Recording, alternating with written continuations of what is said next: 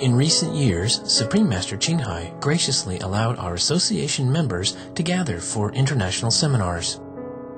They were joyous occasions as Master and disciples reunited to meditate and pray for peace. During her visit to meet with our association members, Supreme Master Ching Hai also spoke of the teachings of past masters and answered the spiritual questions of fellow initiates. Throughout the ages, compassionate, enlightened masters have urged people to surrender to the greater universal power by seeking the divine within, from which all other goodness and happiness follow. This message was echoed again in Supreme Master Ching Hai's discussion, Unwavering Faith, with our association members on August 29, 2008.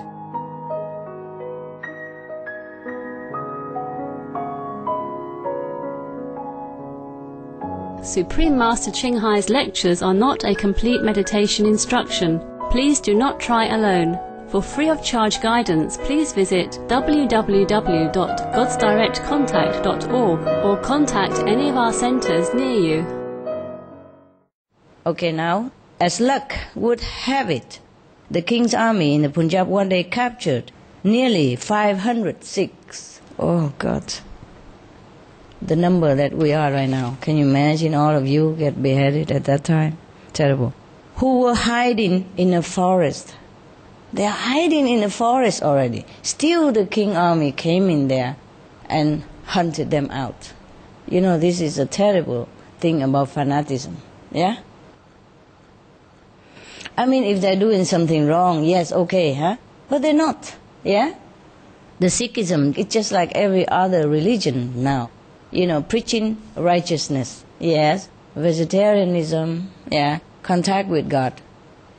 But that is the thing. You see, most established religions at that time doesn't preach like that because the master has been gone. So no contact with God. So now the Sikh disciples say, I have contact with God, you know. I say, come to my guru and you can have direct contact with God. Then of course they cannot bear it. How possible?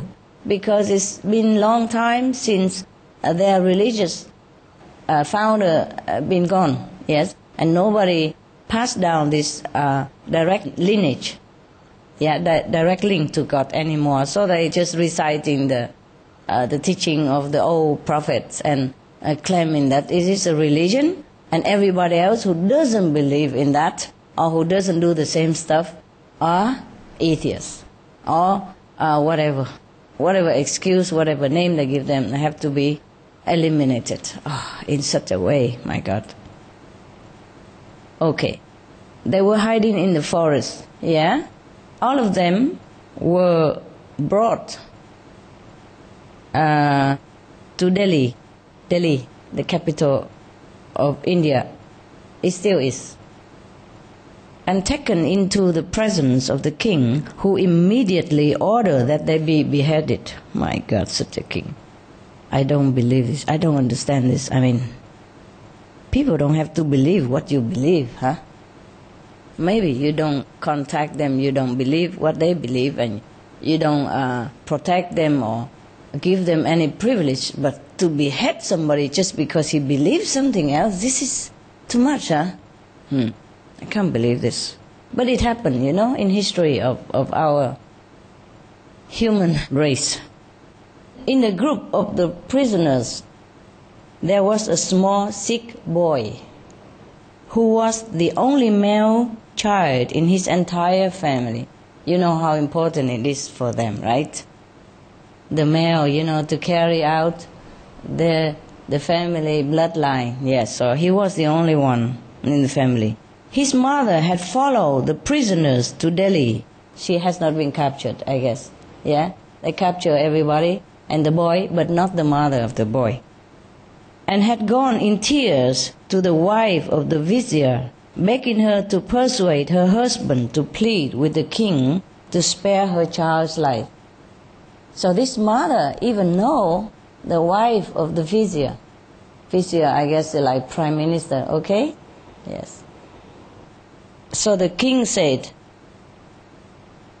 I will set the boy free, provided he will say that he is a non-Sikh. Of course, then he will have an excuse, huh? Or he doesn't want him to be a Sikh believer, huh? Okay. A special body of guards brought the boy before the king. And the king demanded in a very haughty voice, "Boy, to save your life, you must declare yourself to be a non-Sikh." But at this, the boy cried out at the top of his voice, "I'm a Sikh, I'm a Sikh." Then turning to the executioner, he said in a firm and resolute manner that brooked no denial, "Sir, please be so good as to behead me at once. I do not wish my mother to suffer any more suspense on my account." He wants his mother just, to have it done with, so that at least when he dies, she knows he died anyway, so she won't suffer and worrying whether he will die or not. That is also agonizing, waiting and don't know what happened. Don't know if your son's going to be spared or not. You see what I mean? This is a terrible thing also for a mother to undergo. So he begged the executioner just to behead him and have it done with. So this is a type of faith that a Sikh means disciple, huh? Okay, should have in his Sadguru. Sadguru means true master, enlightened master. So that even if it is a question of his losing his life, he will still persist in his faith and devotion to the master. It is like that. And Guru Nanak said something like, "A true disciple is without hope or fear. He who has no fear of death is a disciple perfectly harmonized." Yes. Well, it's easy to say. But when it comes to life and death, we sometimes shock ourselves, out of thinking whether or not we should go like that. When Jesus was captured, by the Roman, yes, one of his disciples also denied him 3 times. I don't know why he denies him. It's just a nature of human beings, When it's suddenly confronted with something that is going to annihilate the so-called existence that he knows. Yes, even though such a disciple like Peter should have known better. Maybe he denies it so that he may be not having to bear witness against Jesus as well. It's not like maybe he's not fearing for his life, But if the Romans know that, I know this man, then maybe he has to testify, say, okay, he's the master, the so-called master that you want to catch. And he cannot tell lie, So he rather tell a small lie, say, I don't know him. Then later having to, deny that he is a master even. You understand me? Or testify, tell the truth, like he is a master, then endanger his master's life. You see what I mean? So I don't think that Peter really fear for his own life. I think he fear for his master's life. And in this situation, he rather tell a little lie, a white lie, to save him, instead of having to tell the truth and harming his master. I think that's what it is. Wouldn't you say? Yes. Yeah. I don't think a disciple with St. Peter's status would fear for his life. Yeah? Would you? No. Okay, that's it for now.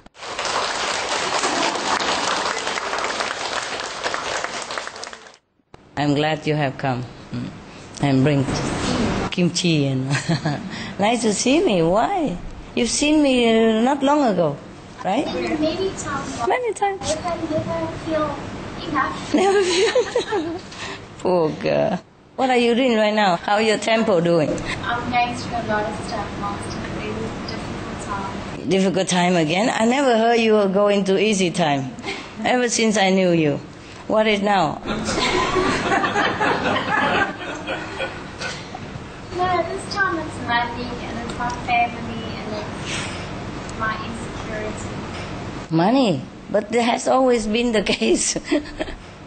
You borrow something and something like that?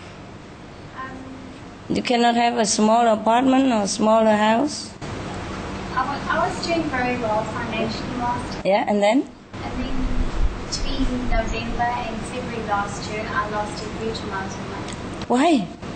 Because I didn't have enough experience and I started with a new business. Oh, God. I didn't have enough experience to see the warning signs. Oh. I lost a lot of money. Oh, my goodness. And now you start from scratch again. And now I'm really in trouble. Oh, poor guy. How much did you lost? 7 million. US dollar? No. How much is that in US dollar? It's $1 million. $1 million. $1 million? That's a lot. 1 million, you can buy a lot of stuff. I'm so sorry. Why did you start so big like that? I don't know, Master. I was doing very well. I really did very well. Then why you have to start new business? Because I did real estate for 18 years and I was tired. I didn't want to do it anymore and I didn't get inspired. Oh, God. But life is tiring, you know. Tiring is still better than $1 million loss. Oh, jeez. Don't worry. Money gone is sometimes better than life gone. In Vietnam, we say if you lost some money, then you spare your life. Maybe your life costs $1 million. Who knows? Phew. You are expensive, you. You expensive thing, you. Huh? Yeah. Getting more and more expensive all the time. First time I heard you just some 100,000 only. Now it's gone to $1 million already. But that's the funny thing, Master. Last time was when I lost the money with the insurance company, and that was in '97. And then you really, really helped me to become very wealthy. And then when I was wealthy... You forget to be careful, right? Well, I don't know if it was also karmic, because I had a very bad fight with my brother. If you have money, you have bad fight. Is that what it is? I had a lot of money and things were going very well. And then one day when I came back from Taiwan, I felt inspired to include my brother in the business with me to encourage him. Yeah. And then we ended up having a very big fight. And I don't know if I had the karma from that fight is what actually caused me to lose all that money. Maybe not. Or if it was just my own lack of concentration. Well, maybe that money doesn't belong to you. Or maybe it goes so that you're still here. Yeah. Who knows? Maybe we can always start it again. I told you the story of a millionaire who lost a lot of money and then he do the sponge bath with his wife for 3 years. And then he bought the bakery and then later he, still sponge bath for many years behind the business. Saving the money for cars, saving even bus fare, everything. They just eat, cold food together in that back of the business for 3-4 years. Yeah. And then bought another bakery and become millionaire again. Just a bakery even. Yeah, because they work hard. And whatever they earn, they save. That is the thing, you save $1, that means you earn $1 also. Similar, yeah. Even no tax, yeah. Anyway, wow, that was a lot, huh? I'm sorry to hear that. And you still come here? Yeah. And you have all the jewelry all over you that was when I was still rich. I could buy your jewelry. Okay, keep it for souvenir. Remember your rich time, huh? Yeah. It's just, Master, your mind plays tricks with you, and you really think that your level has dropped so low and you're being punished by God, and you think really negative thoughts. And I think that's the more difficult part to actually get out of. It's not so much that you've lost the money and you've got to let go, but you've actually just that you have to be more positive in yourself, and that was really the difficulty. And then, of course, when you first told us about the global warming, it was all the shock, all on top of everything else. But now I'm much better about the global warming, thanks to your grace. And I mean, I'm coping with my financial situation. It's just I have to struggle with my own another global mind. warming at home. Yeah. Individual level. Yes. I'm telling you, yes. Yeah. We have no fear, whatever. Yeah? Yeah, okay. Better. Yeah. You feel more comforted and more calm, you know? No, Master, I was just going to ask, what is the situation now with global warming? Is there any further news you have for us? Are we winning against it? How many more people vegetarian? I don't know, baby. I didn't look recently. But, you know, at one time I thought we made it. When we first came out with all the SOS, you know, we had like 1/5 of them. But then they fall back, you see? Even after it has been proved that cigarette, for example, is harmful to the human being, they still try to prove the opposite, you know? Something like that. And even scientifically speaking already, they still try to make something out of, you know, of nothing, you see? So even now, people still make all kind of excuses not to go veg, yeah, some people. So I thought we made it already, and then no. You know, the force of bad karma is so strong that it pull them back, you know. It's like a big tidal wave, you know. You were swimming, you're almost at the shore already, and then it come in and swoop you back into the sea, and then you started, you know, almost anew again, yeah. Anyway, we're working, okay? We're working, and I hope that when the critical mass is stabilized, then maybe we have better results. Some of the diseases related to meat consumption and or production: Q fever, norovirus, swine flu, Ebola reston virus. Cured meats and fish increase leukemia risk in children. Antibiotic-resistant superbug infections from a strain of Staphylococcus aureus. Blue tongue disease, E. coli, salmonella. Bird flu, mad cow disease or Creutzfeldt-Jakob disease, 90% of the population at risk. Pig's disease or PMWS, listeriosis, shellfish poisoning, preeclampsia, Campylobacter, Clostridium difficile, diseases hidden in healthy-appearing livestock, some of the costs of meat eating.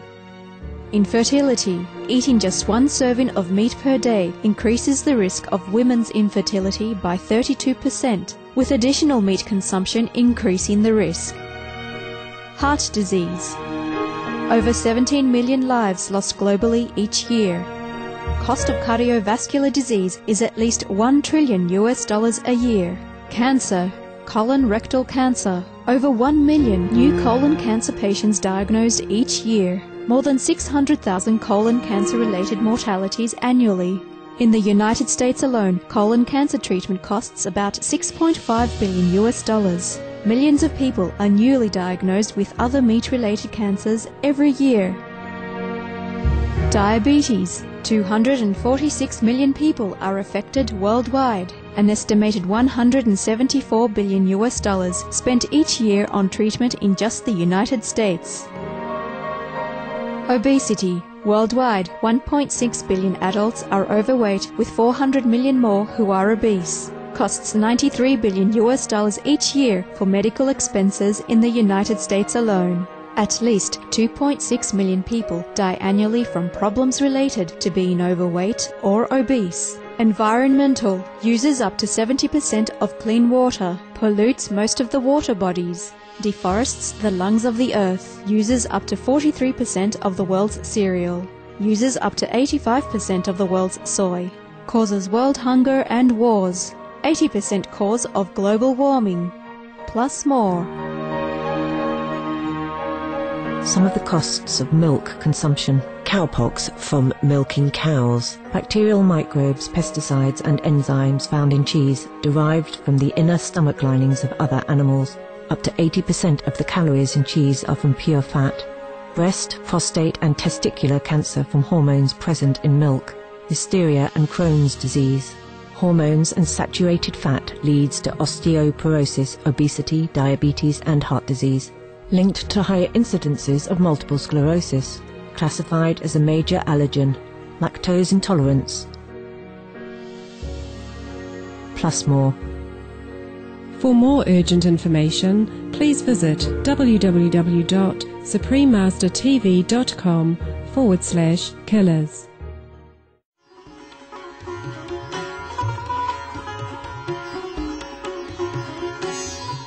It's been a great joy to have your loving presence for today's episode of Between Master and Disciples. Join us again on Monday for Part 3 of Unwavering Faith. Now, please stay tuned to Supreme Master Television for Animal World, our co-inhabitants, coming up next after noteworthy news. May your spirit be light and bright with God's blessings and grace. Supreme Master Ching Hai's lectures are not a complete meditation instruction. Please do not try alone. For free of charge guidance, please visit www.godsdirectcontact.org or contact any of our centers near you. For more details, please visit www.suprememastertv.com/BMD.